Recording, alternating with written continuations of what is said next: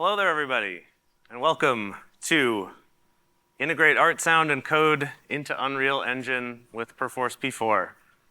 Cool, welcome. So today, I'm going to try to go through kind of a variety of things. So depending where you are in your journey of working with artists and working with Unreal and Perforce, hopefully there will be something for you in here. So to start off, I'm going to talk a little bit about just general ideas of what is a good pipeline, talking about some stream setups with P4, as well as folder setups.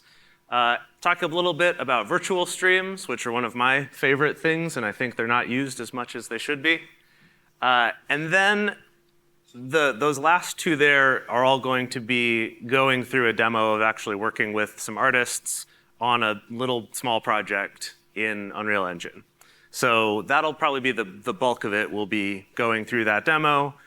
And with that, I'm emphasizing more the experience of the artists in this case. And I'm not doing a lot of super fancy stuff in the engine because I think that's often the piece that's missing is how do we get the artists involved in this workflow? How do we make it so they feel comfortable contributing things to version control so that the developers can get access to their files and they can be part of the pipeline instead of this kind of separate thing, which is how artists can end up feeling sometimes.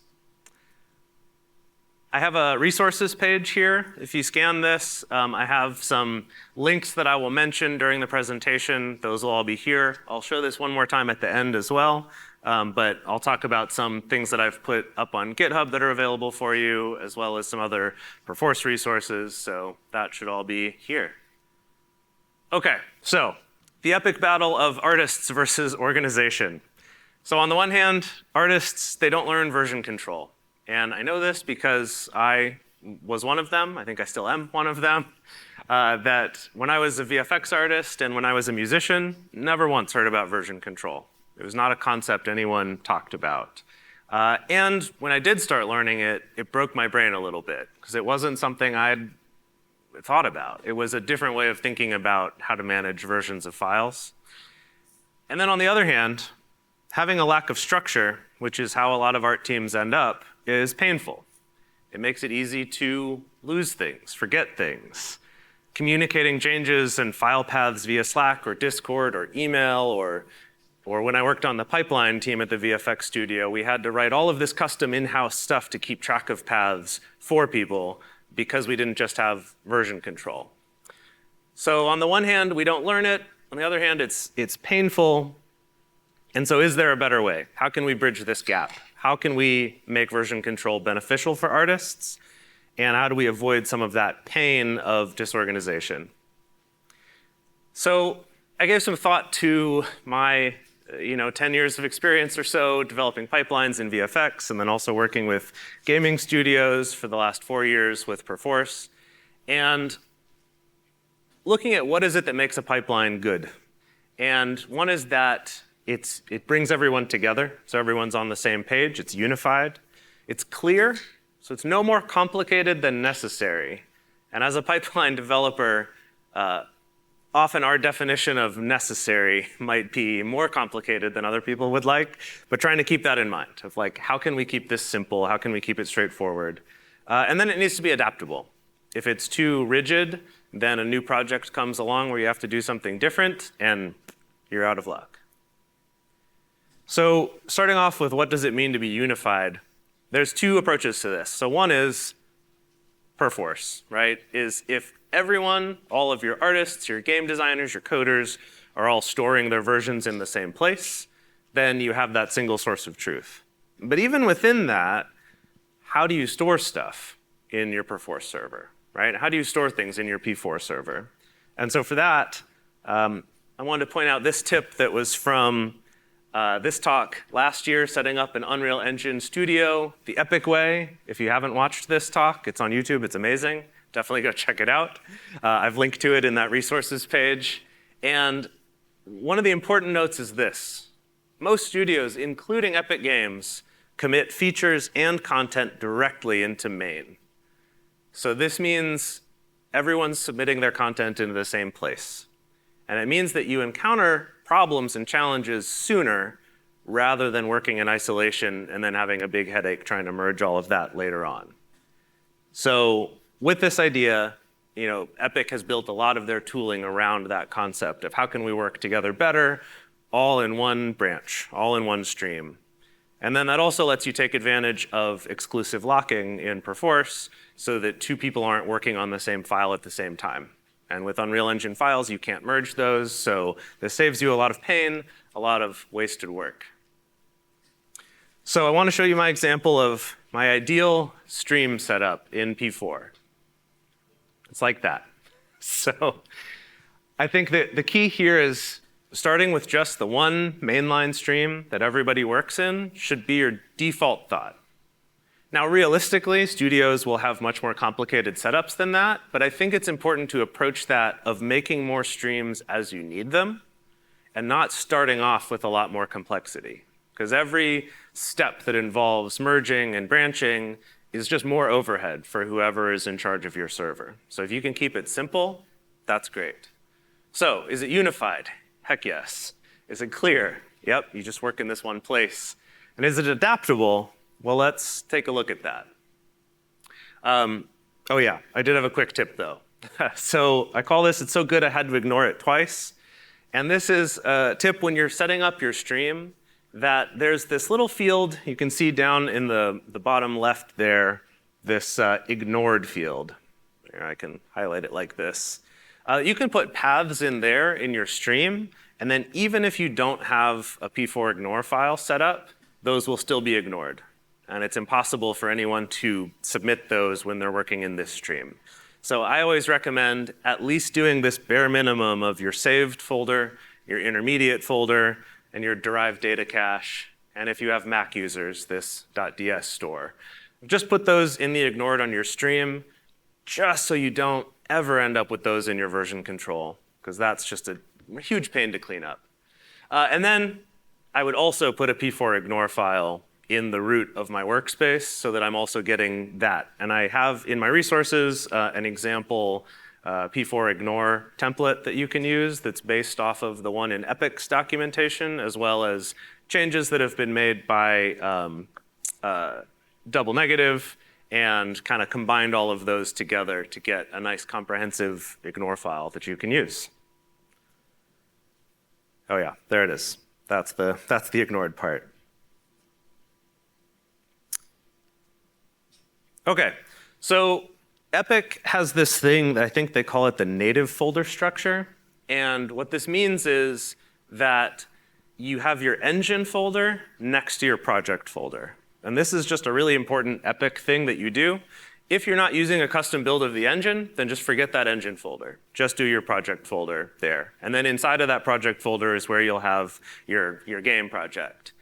And now what I add to this is a DCC folder. So that stands for Digital Content Creation. So this is where your Maya, Blender, Pro Tools, whatever, all of your art files or your art project files go in there. And then imports is this kind of middle ground between your artist tools and your engine tools. So this is where you'll export the images, the textures, the FBX files, that kind of stuff to bring into the engine. And you'll see in a second here why that is. So just to give you an overview, we have the engine. All that stuff goes in the engine folder. In the project folder, this is where our project is, as well as our content, and our plugins folder would also be here. And then our DCC is where we have Blender, Houdini, Maya, etc. And then inside of those folders, you might also further break it down by scenes or characters or props. Or you could do this the other way around. You could have it organized first by scenes, characters, items, and then have the source files inside of that. And then you have your imports. And so this you could organize however you want, perhaps by type of export, like FBXs or images or audio. And then inside of there, you can also have your organization for your different scenes, characters. And so this is sort of an overview of the whole thing, right? And I've grayed out the ones that should be ignored. And so you've got this whole big structure here. So the question is, how are we doing on our 3 principles of a good pipeline? Unified, totally. Yeah, so clear. It's adaptable. We got everything together. Our pipeline person loves it. Our developer loves it. Let's check in with the artists on what they think. Well, unified, I guess. Clear? Definitely not. Adaptable? I don't know. I'm overwhelmed by all of this, right? I'm an artist. I don't understand what all this engine folder stuff is. I don't need all of these files. How can I work on this? So now it's time for virtual streams to the rescue. So virtual streams, who here has ever used virtual streams with P4? Anybody?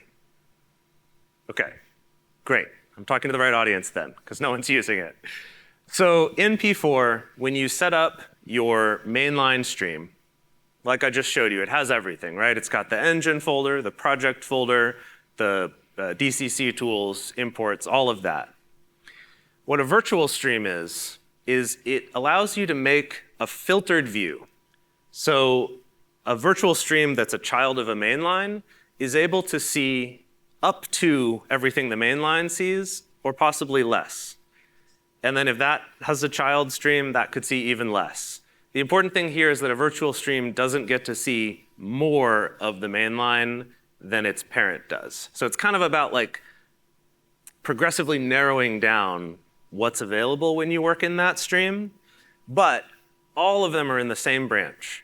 So even if I were all the way down here in this bottom, great-grandchild virtual stream, and I edit a file here, it's actually changing it in all of these streams that can see it, all the way up to the main line, right? So I'm still working all in one stream like Epic likes, but I'm able to provide a more manageable chunk of that for my artists to work on.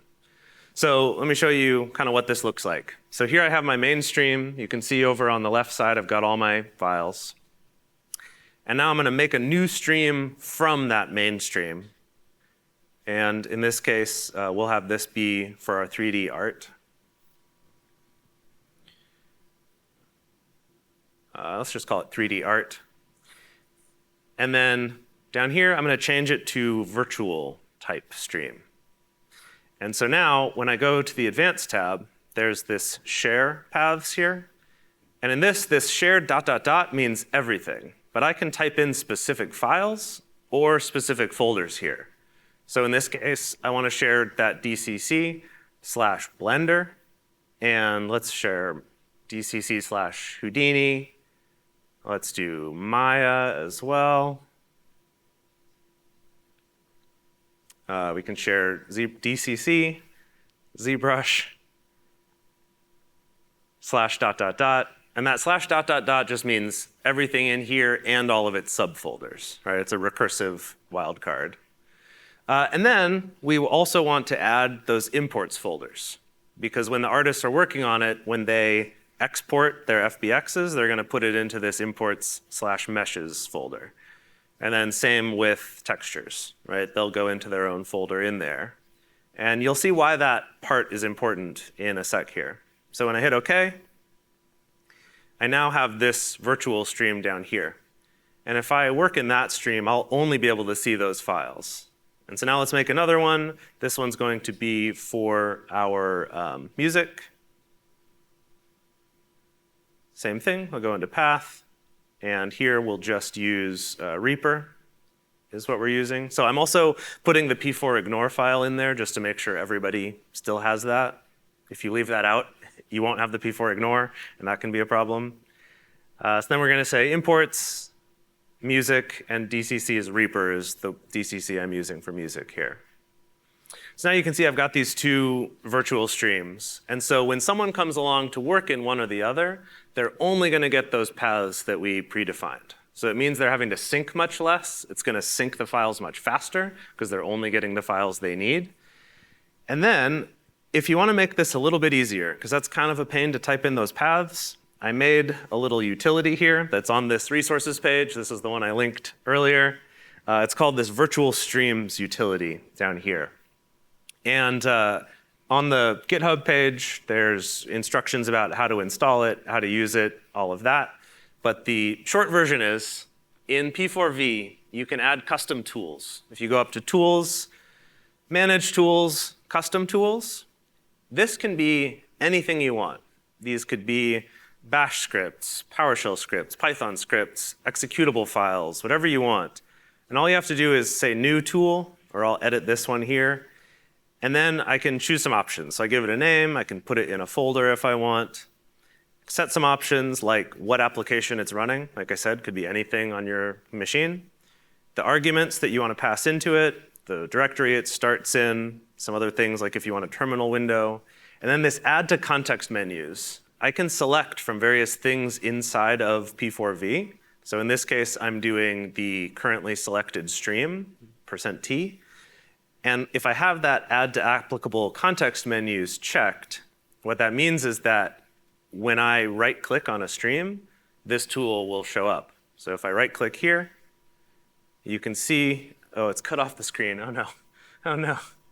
Well, down at the very bottom of the screen is my custom tool that I just added there.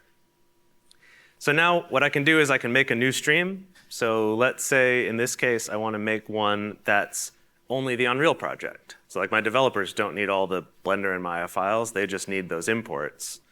So in this case, instead of having to set those paths manually and type those in, what I can do is I can just say OK, and then I'll right click on it, on this UE only, right click, choose my custom tool. Sorry, again, that's cut off.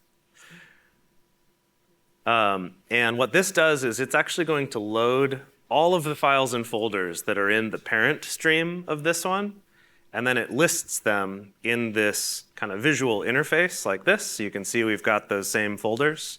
And then I can just go in, open them up, and check what are the ones that I want this virtual stream to be able to see. So in this case, like imports, I want all those. I want the game folder, the engine folder. I don't want the DCC folder, just engine, game.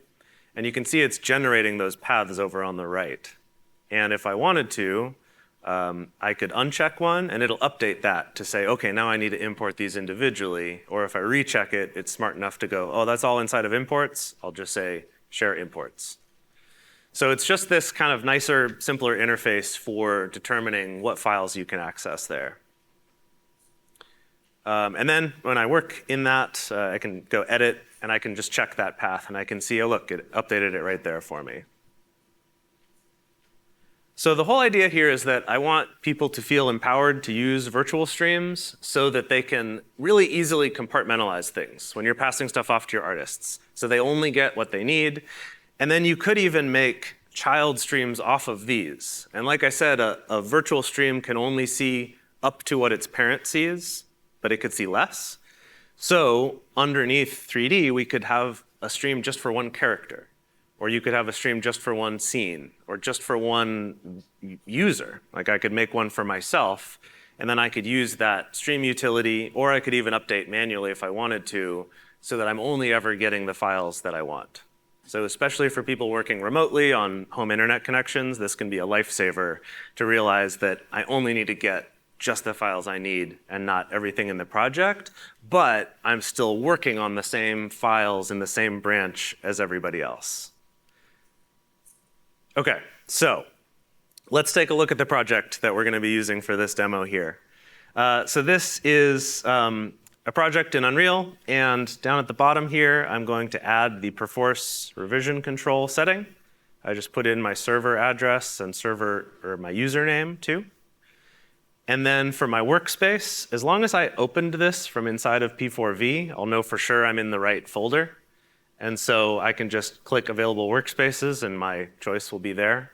I always recommend opening your project through P4V by double-clicking on it, just so you know you're working on the right copy of your project. Right? How many times I've opened a project from somewhere else and then been confused why it doesn't have a workspace because I've copied it before or something like that. So help avoid that and just open it from P4V. And then our artists are going to be using P4.1. So P4.1 is our simpler interface for artists.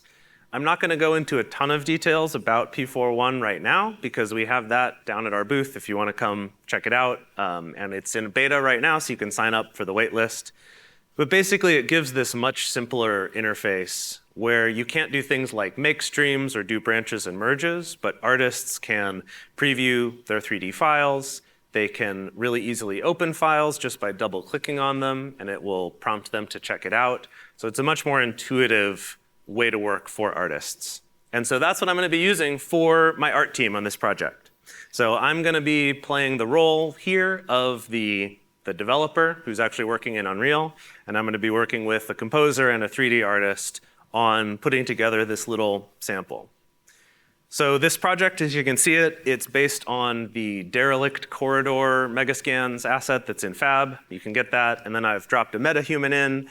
I've used some animations from Mixamo and used the really amazing retargeting that Unreal has now so that I could apply those right to my metahuman without having to do any extra work.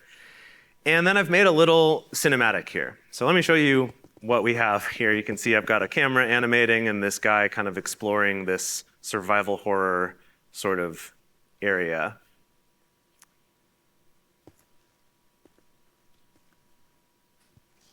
Can we turn up the sound a little bit? Okay, yeah. So right now I put in the sound effects for the footsteps, but that's it, right? We don't really have much else in the environment. He's walking along, exploring this spooky corridor with his flashlight.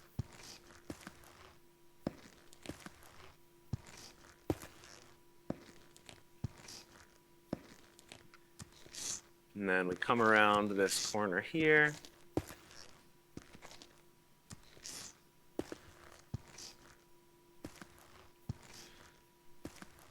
I'm not going to show this in the demo here, but these footsteps are all done with meta sound, so it's randomly choosing different footstep sounds from a selection that I've chosen for this.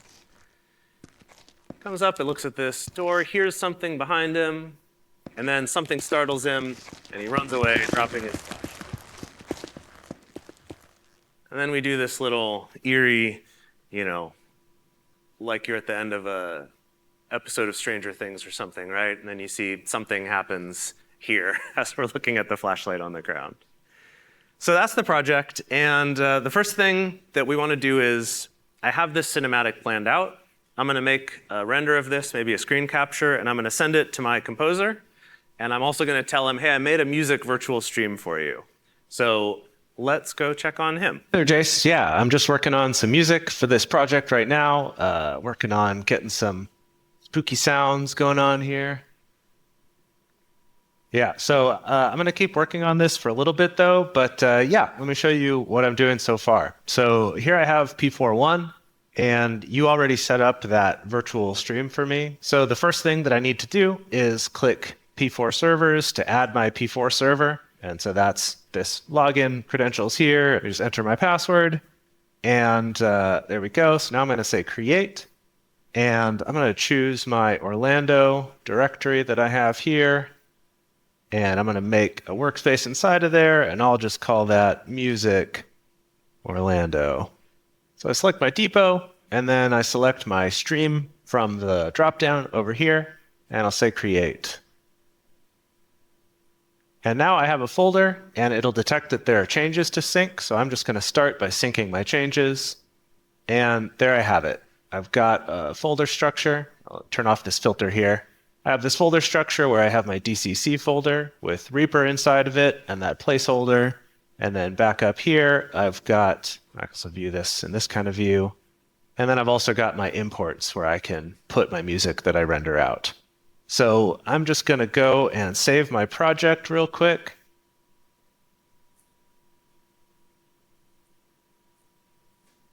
And I'm going to save this in Orlando, Music Orlando, just putting it in that same place there. And I'm going to create a subdirectory for this, and I'm going to move all my media into that because I want everything to be within that workspace folder so I can version all of it and have it all backed up. So I'll hit save. That takes a moment to save, and then I'll come back into here. And when it refreshes, I'll be able to see my current changes. And I actually like to view it like this, where I click Show All Files so that everything is just flat in place here. And then I can click this Filter Changed Items, so it'll only show me the items that are new from whatever the last version was. And great. And I'll just create a version of that. And I'll just keep that local for now. But yeah, come back and check on me in a little bit, and I should have some music for you. Okay. You can tell he's a composer because his hair is crazy. So now, back in our scene here, while he's working on that, what's something else we can do? So one thing is that it's weirdly quiet, right? We don't have any room sounds. It has that fake video game silence. So I found this asset called Smoke01. It's actually one of the starter assets that comes with Unreal. And so I've just moved that here into my sound effects folder. And I'm going to make a meta sound source.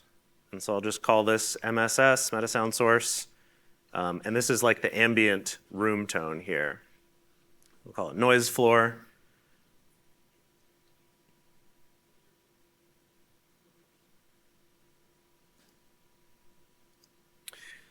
Cool. So because we want this to loop, we're going to delete that one-shot interface. And then I'm just going to add a wave player. We'll just do mono for this to keep it nice and simple.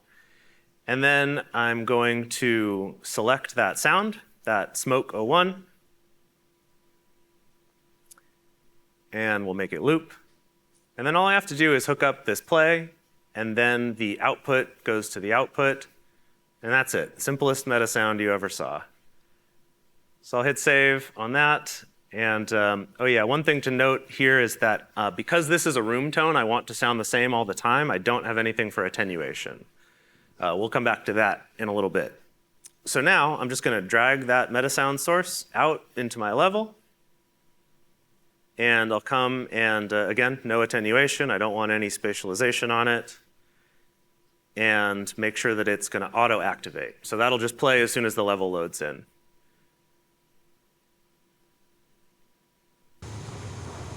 Now it sounds like I'm standing right next to an air conditioner, so let's turn it down a little bit. Let's see how that is.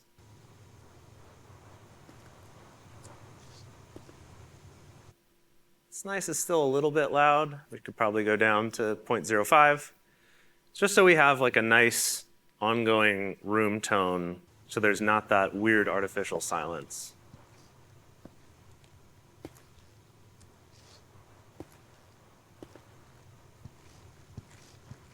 Yeah, I think that sounds nice. Cool. Okay, so now moving on, let's make sure we save those changes. So when I save them, because I have the Perforce integration, it's going to prompt me to check those out. So I'll check out those files, and then I can just go down and hit submit changes, and then I can submit those with a little message just right from the editor. So I can make sure that any other developers working on this can get my changes, or maybe more importantly, so I can roll back to them if I screw something up. Not that that's ever happened to me before. Cool, and you can see it said that change list was submitted, and if I go to P4V and I look at my submitted change lists, I can see that noise floor one that I just added right there.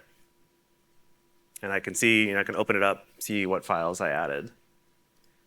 Okay, so now coming back in here, let's try a different workflow. So this door has this cool texture, but the door is actually flat, right? And so I feel like when we're looking at it in the cinematic, it feels flat.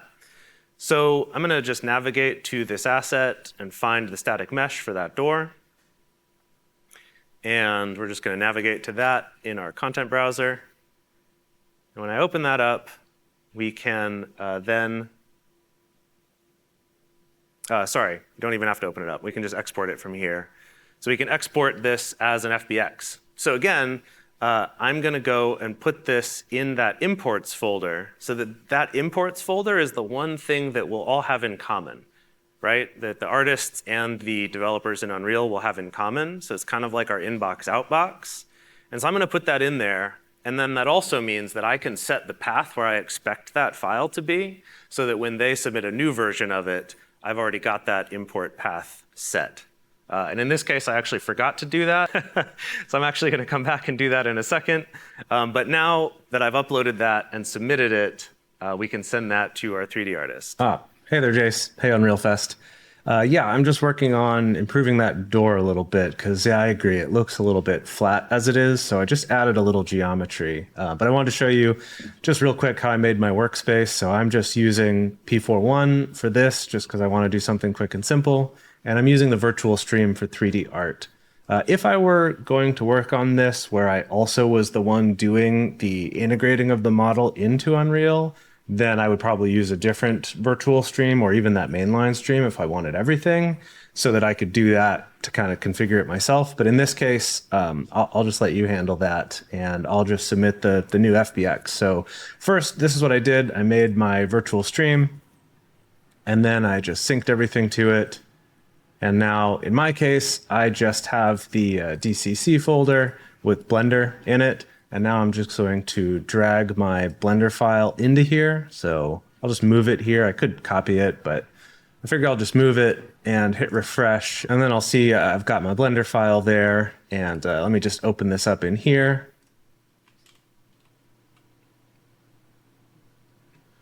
So I'll just save that, and I'm going to export this FBX. And in this case, I just want to go up to that imports directory, meshes, and I'll just drop it into here.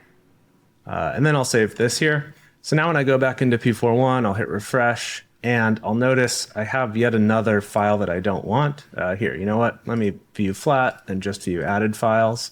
So this .blend1, it's an autosave file for Blender. I don't want that, so I'm just going to right-click and ignore that one. I'll do everything with .blend1 because that's Blender autosaves. So now when I refresh this, that blend1 goes away. So that's good. In this case, I really should have made a version before, but I'll just make this now, and I'll submit that for you. Cool. So now let's go grab that. We go into P4V and go to the meshes folder and say get latest. When you run get latest, it'll run it on whatever folder you have selected. So if you want to just sync a smaller number of files, that's a way you can do that. So we'll grab this from meshes here. And now when I come in, I can re-import my mesh. So you can see we've still got this flat version that doesn't have that geometry on it yet. And it failed because, like I said, I didn't set up my import path for that properly yet. And here's why I want to tell you another really cool tip. I just learned about this recently, and I feel stupid that I didn't know this was a thing. If you go to your project settings, or sorry, your editor settings, actually. So if you go to editor preferences, there's this field for your relative import directory. And actually, the easiest way to get to it is just to go to miscellaneous. And there's this import source folder. That's what it's called, a data source folder. If you set this, so in this case, we'd set it to that imports folder.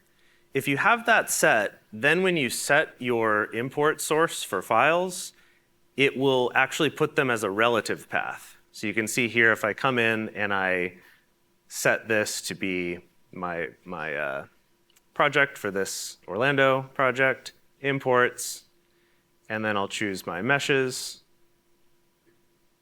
and choose that door FBX, that now you see how that's a relative path down there? Instead of being, C/ my username / Perforce / whatever, it actually lets it be relative to that data source directory you set. So then I just import this, and then I just need to reset the texture after I put this on here, but you can see we have that little bit of extra geometry there for that little paint chip on the door.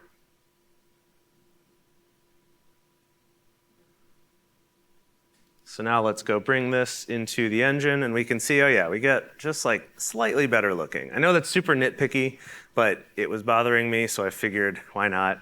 Probably be better if we even did more detail on the door, but we're just gonna do that for now. Cool, yep, we can see that. It just reacts to the light a little bit better this way. Okay, so now this next one is, we want to add a little bit more immersive sound to this. So we've got these cool light fixtures that are kind of shining here, but it'd be nice if they had a sound to them so that we feel more immersed in the world. Right? It's weirdly silent. So I made a meta sound source there already. And so now all we need to do is set up a sound and put it in there and set up attenuation for this particular sound. So if we come here, I'm not going to show you the sound effects artist. He looked too much like the other two guys. So we're just going to get latest here for this sound effect. And there's this electrical hum. And I'm just going to right-click and open this folder. So I can go down to Show in File Explorer, and then I can just go into Unreal and drag that sound in. So let's go to our sound effects folder and drag in that sound effect.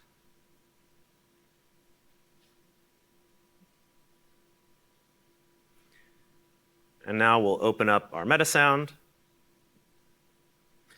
And in this audience, is everyone familiar with setting up attenuation for sounds? No? Maybe? A little? OK. We'll go through just sort of a real quick example of it.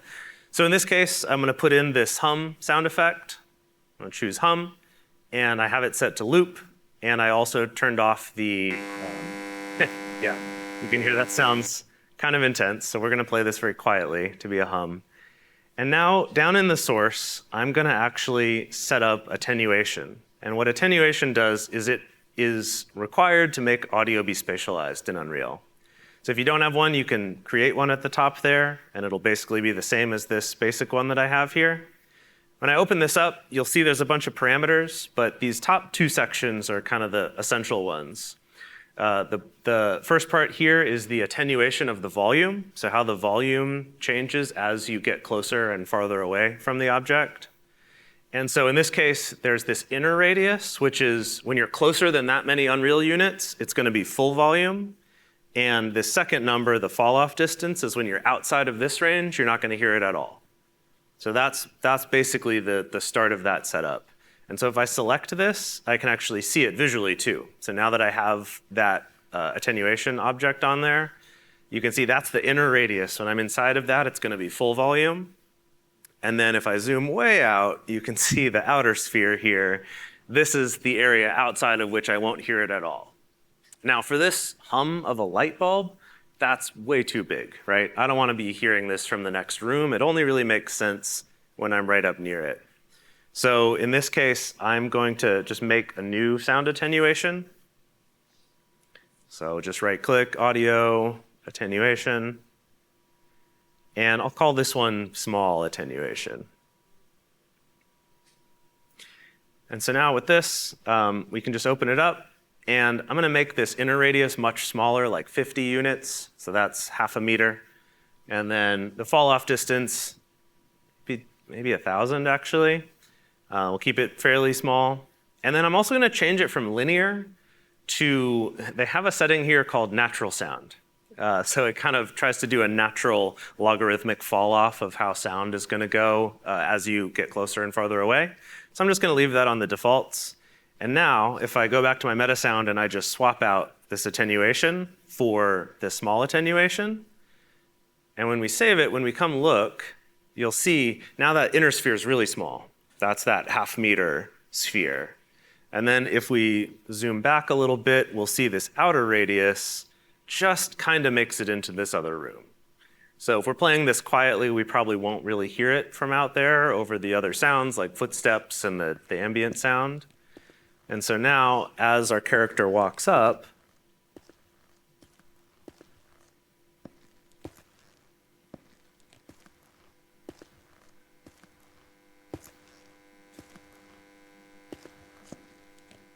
we just get that little spooky hum from that light. And we also hear it pan off to the right as we go by it.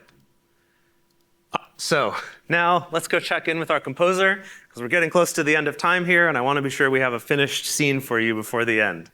So let's see how he's doing. All right, let me just render out this underscore and submit it here for you. So, yeah, okay. I think that's good. All right, let me pop back into P4.1. All right, here I am. Detect changes. Okay. Yeah, I've got a lot of stuff. I've got these backup files.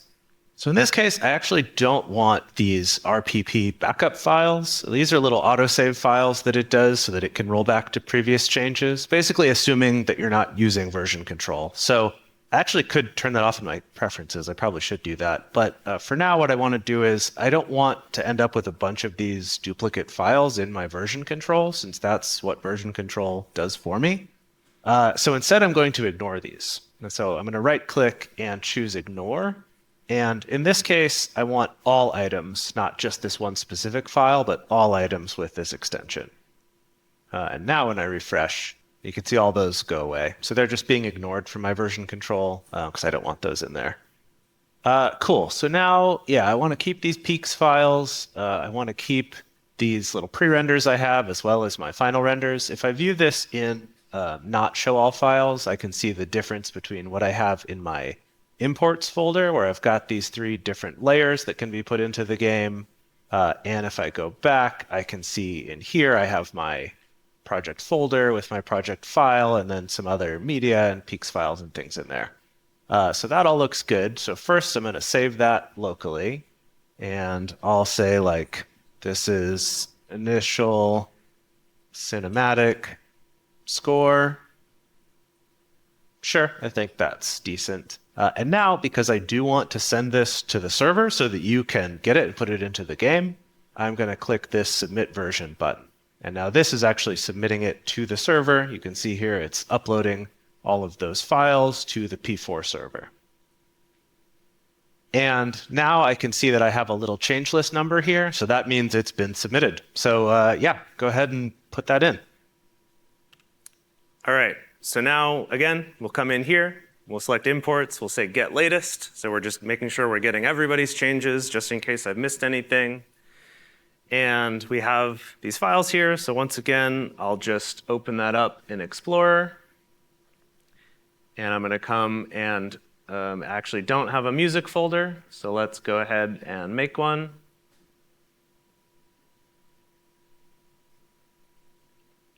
And we'll call that music.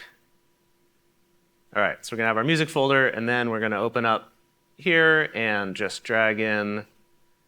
We have the score, and then we also have another layer called spooky pads. We'll drag that in here. And then there's this heart thump sound. Yeah, I guess I'll drag that in. I don't think we'll use it right now, but if there's ever a sequel to this talk, then I'll use that sound. So then in here in my sequencer, I'm going to add an audio track, and we'll just label this as music. And then we'll hit the plus icon and choose that new sound that we brought in. And so now if I spin down music, I can see there's the score. I'm actually going to slide it over a little bit because I just added a little extra padding at the beginning and the end. And then there's a moment in our cinematic, let's go find where it is, where our character gets startled and he runs away. And that's where we want to add in this extra layer here. So we'll add the audio, and that was pad, spooky pad. And we'll add that in so that we get a little bit of this, a little bit of spookiness going on there. All right, so now let's go back and let's actually play this thing from the beginning and see our finished product that we have.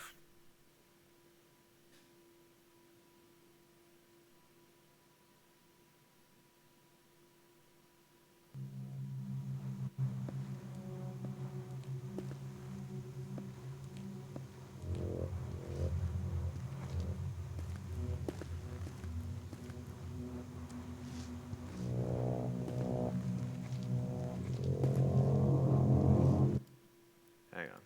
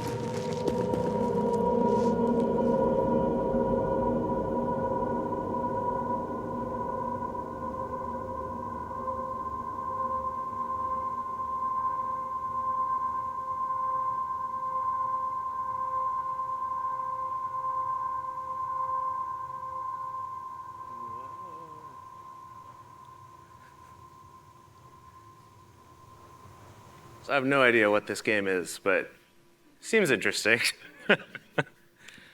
So here's that resources page that I linked at the beginning.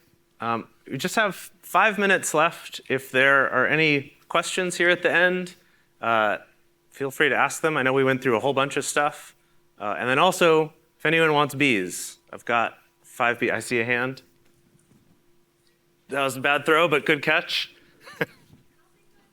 All right. Oh, that was terrible. I'm so sorry. There you go.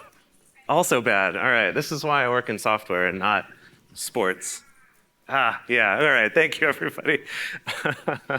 So yeah, please feel free to check this out. I've also got a lot of other resources on there. I like to make little tools, little utilities for P4V, as well as things for Unreal Engine, write little Python libraries, things like that to just make people's lives easier, and I just post those all for free on GitHub. I think it's also worth pointing out that I'm a Perforce person, and I have nothing against GitHub. I love GitHub. We just do different things well, right? And so for sharing open source projects, I love it. So yeah, please, anyone who thinks we have a rivalry, we don't. We're pals. We can coexist. All right, well, thank you all so much. Have a great cocktail hour.